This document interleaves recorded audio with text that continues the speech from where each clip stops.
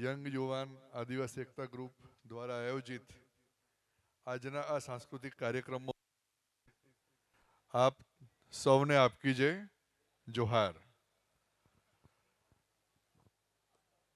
આપણે આદિવાસી તરીકે ભેગા થઈએ એટલે જળ જંગલ જમીનની વાતો આપણી પાસે આવે. પણ જળ જંગલ જમીનની સાથે હવે પહાડ પણ તકલીફમાં છે. કારણ કે આજથી અરવલ્લી બચાવો યાત્રા શરૂ થઈ છે.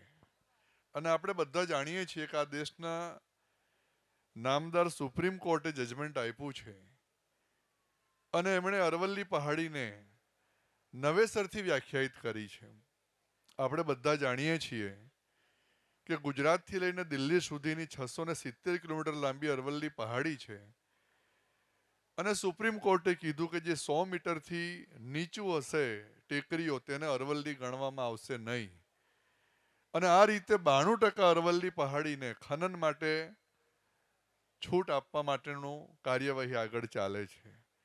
અને આપણે બધા જ જાણીએ છીએ કે અરવલ્લી પહાડી છે તો આ રણ દિલ્હી, યુપી, બિહાર સુધી વિસ્તર્યું નથી. અને આ જ પહાડીમાંથી અનેક નદીઓ નીકળે છે. જો આ જજમેન્ટ પ્રમાણે જો અમલવારી શરૂ થાય અને 600 કિલોમીટર કરતાં પણ લાંબી પહાડી ખોદવામાં આવે અને 8% જ અરવલ્લી બચશે તો રહેશે શું?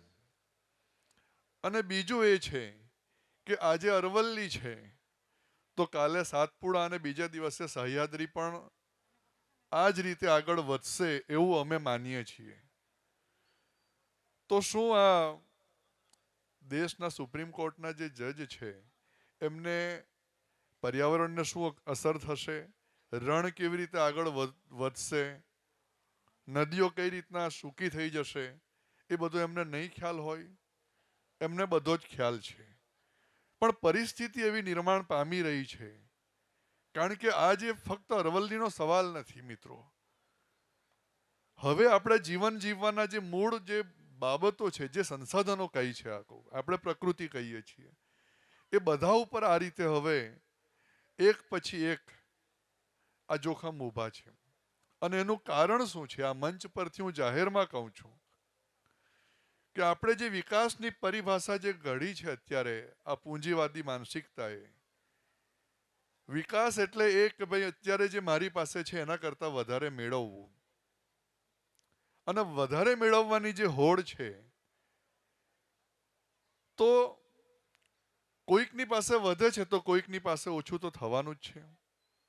અને ઓછું કોની પાસેથી થશે? જે મજબૂર છે એમની પાસેથી ઓછું થશે. આજે આપણે જોઈએ છીએ કે ઇલોન મસ્ક પાસે કેટલી પ્રોપર્ટી છે. આપણે કદાચ એ આંકડો ગણી પણ ના શકીએ એટલી પ્રોપર્ટી છે, પણ હજુ એમની ભૂખ મટતી નથી. ને આવા તો કંઈ કેટલા ઇલોન મસ્ક બનવા માટે થનગણી રહ્યા છે. તો આ દુનિયાનું થશે શું? અને બીજી બાજુ એ છે કે આ જે બધી મોટી જે કોર્પોરેટ્સ જે ખરી એ કોર્પોરેટ્સ આજે દુનિયાની દિશા નક્કી કરે છે. અને એમનો જે પ્રભાવ છે એ દુનિયાના દેશ કંઈ કેટલા દેશ ઉપર પ્રભાવ છે. અને એ રીતે કેટલાય દેશોની પોલિસી આ બધી કોર્પોરેટ્સ નક્કી કરે છે. તો હવે ધીમે ધીમે, અત્યાર સુધી તો ખનીજ કાઢતા હતા, હવે જંગલો કાપશે અને પાણી પણ લઈ જશે. અને હવે ધીમે ધીમે આખા પહાડ પણ કાપી નાખવાના. તો હવે આપણે માણસો કરશું શું? તો આ પરિસ્થિતિમાં હવે જે નવું આંદોલન જે ઊભું કરવું પડે, આમ તો જૂનું જ આંદોલન છે. આદિવાસી હોય તો આંદોલન જળ જંગલ જમીનનું જ હોય.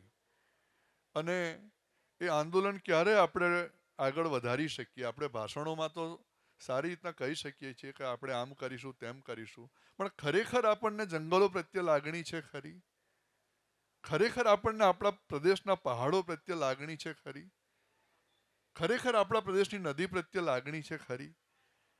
જે દિવસે આપણને આ લાગણી જન્મશે તે દિવસે આપણે આંદોલનને આગળ વધારી શકીશું. કારણ કે આપણને આપણા જંગલોમાં શું છે એ ખબર નથી. કારણ કે આજે મોનોકલ્ચર આવ્યું છે. અને આ જાહેર મંચ પરથી કહું છું કે ફોરેસ્ટ ડિપાર્ટમેન્ટ આ જંગલોમાં શું રોપે છે.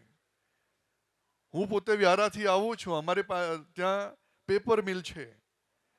તો હમણાં સુધી તો અમારા વિસ્તારના જંગલોને પેપર મિલ માટે જ જંગલ ખાતું વાંસ રોપતા અમે જોયું છે. અને બીજી બાજુ છે સાગ. અને સાગ અને વાંસની એ આપણા માટે કહીએ મજબૂરી કહીએ કે જે કહો તે, એને કાપો તો જ ઉપયોગમાં આવે. ઊભો શાક કે ઊભો વાંસ આપણને કોઈ ઉપયોગમાં આવ્યું હોય એવું મને ધ્યાનમાં નથી. તો ખરેખર તો જંગલ બધાના જીવન માટે છે. પણ આજે ફોરેસ્ટ ડિપાર્ટમેન્ટ પણ જો આ કરતું હોય તો બન્યું છે એવું કે દીપડાએ જંગલમાં રહેવું જોઈતું હતું. પણ સૌથી વધારે દીપડા મહુવા તાલુકા, વાલોડ તાલુકા, બારડોલી તાલુકાના ખેડીના ખેતરમાં છે. કરવું શું? આ તો એક દીપડાનું ઉદાહરણ છે. આવી તો આખી નાખી જૈવિક વૈવિધ્યતા આપણા જંગલોમાંથી ખતમ થઈ રહી છે. અને આદિવાસીઓને ખબર હતી અને માનતા હતા આપણા બાપ દાદાઓ કે તમામ જીવનું અસ્તિત્વ હશે તો આપણે ટકીશું. એટલે આપણા જે પૂજા પદ્ધતિ અહીં જે પૂજા કરવામાં આવી હશે તેમાં પણ જે આપણા જે પૂજારા ભગત જે કંઈ કહેતા હોય એના બોલમાં, એના શબ્દોમાં એક જીવને કઈ રીતના બચાવવાનું તેની વાત હોય, એની ભાવના હોય. વિજ્ઞાન આજે માને છે, આદિવાસીઓ વર્ષોથી જાણે છે, વિજ્ઞાન આજે માનતું થયું છે કે તમામ જીવનું અસ્તિત્વ હશે તો માણસ અસ્તિત્વમાં રહેશે, એનું ટકશે. પણ તકલીફ ક્યાં છે? આજે આ માણસ જાતને બીજા જીવ સાથે સહઅસ્તિત્વ કઈ રીતના કેળવવું એ તો એના માટે દૂરની વાત છે, પણ બીજા માણસ સાથે કઈ રીતે રહેવું એ પણ હવે ભૂલવા માંડ્યો છે. તેવે જ સમયે આજે આપણે આદિવાસી તરીકે આખી દુનિયાને કહેવા માંગીએ છીએ કે આજે દુનિયામાં જે 80% બાયોડાયવર્સિટી જેને કહીએ જૈવિક વૈવિધ્યતા છે એ ફક્ત ને ફક્ત જ્યાં આદિવાસી ટકેલા છે ત્યાં ટકી છે. તો દુનિયાને આપણે કહેવા માંગીએ છીએ કે હે દુનિયા, હવે તમે વિચારો કે આ જંગલો તમે બચાવશો તો જ તમે બચશો. ફક્ત આદિવાસી બચશે એવું નથી, કે ઓક્સિજન ખાલી આદિવાસી લેશે એવું નથી, પાણી ફક્ત આદિવાસી પીવાના છે એવું નથી, બધાને જરૂર છે. પણ આજે આ ધરતીનો પ્રથમ સંતાન તરીકે જે સંવેદના છે આદિવાસીઓમાં છે. એટલે આ જળ જંગલ જમીન ખનીજની જે લડાઈ છે, આંદોલન છે, ખરેખર તો એના માટે જીવન, એનાથી જીવન છે. આજે એને ટકાવવા માટે આપણે લડવું પડે એ કદાચ માણસ જાત માટે સૌથી આ કપરી પરિસ્થિતિ છે અને દુઃખદ પરિસ્થિતિ છે. આવા સંજોગોમાં આજે અડધી રાત થવા આવી છે, પણ આટલી મોટી સંખ્યામાં આપણે સૌ બધા અહીંયા ઉપસ્થિત છીએ તો કંઈક ને કંઈક સંકલ્પ લઈને જઈએ કે આપણા પ્રદેશના જળ જંગલ જમીનને કઈ રીતના આપણે બચાવી શકીએ. પાણીના સ્ત્રોત ધીમે ધીમે ઓછા થવા માંડ્યા છે અને કદાચ આવનાર દિવસોમાં નાશ પામશે. તો એવી પરિસ્થિતિમાં પણ આપણે પાણી કઈ રીતના બચાવવું જોઈએ. નલ સે જલ યોજના છે, કદાચ નવી પેઢીને એવું પૂછીએ કે ભાઈ પાણી ક્યાંથી આવે તો નળમાંથી પાણી આવે. આ ગામડામાં તો કદાચ હજુ બાળકોને ખબર હશે, પણ શહેરોમાં આ સ્થિતિ છે. તો આ જેને શું કહેવાય કે ભણેલા હશે પણ આવા અજ્ઞાન બાળકોને આપણે કઈ રીતના આપણે ફરીથી જીવન જીવતા કરવા, એ તમામ વડીલોનો આ એક મોટો પ્રશ્ન છે.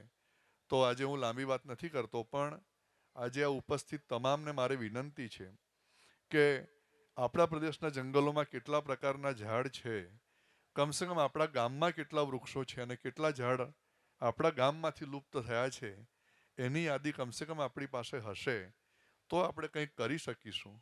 કારણ કે આ હવાની વાત નથી કરતો. અત્યારે જ આદિવાસી એકતા પરિષદનો સાંસ્કૃતિક એકતા મહાસંમેલન નેપાનગર બુરહાનપુર હતું, તો ત્યાં થોડા દિવસ કામ કરવાનો અવસર મળ્યો. તો ત્યાં બેઠા બેઠા એ જંગલોમાં ફરીને મેં 61 જાતના મોટા વૃક્ષની યાદી તો ત્યાં જ કાર્યક્રમના સ્થળની આસપાસથી જ બનાવી દીધી. અને એ 61 જાતના ઝાડ મોટા મારે ત્યાં છે કે નહીં એ શોધવાનું કામ અમે ચાલુ કરી દીધું છે. કારણ કે છેલ્લા 3 વર્ષથી આ જ બાયોડાયવર્સિટીને બચાવવા માટે બીજ એકત્રિત કરીને જ્યાં જ્યાં આ બોડા ડુંગરો છે અને આ જંગલો હવે નાશ પામવા માંડ્યા ત્યાં ફરીથી આપણે આ પ્રકૃતિને પુનર્જીવિત કરવાની જે પ્રક્રિયા આખી ટીમ કરી રહી છે, આમ તો આપણા બાપ દાદાઓ વર્ષોથી કરી રહ્યું હતું, પણ નવી પેઢી પણ આ કરતી થઈ છે. ત્યારથી અમને પણ આ બધાઓમાં લાગે છે કે બીજું બધું આપણે કરવાનું છે, પણ સાથે આ મૂળ કામ તમામે કરવું પડશે, તો જ આપણે ટકીશું. આટલી જ વાત છે. આ વાત કહીને હું મારી વાતને વિરામ આપું છું. ધન્યવાદ. આપકી જય. આપણે બધા ભેગા થઈને આ દિશામાં કંઈક ગંભીરતાથી વિચારીશું. ધન્યવાદ.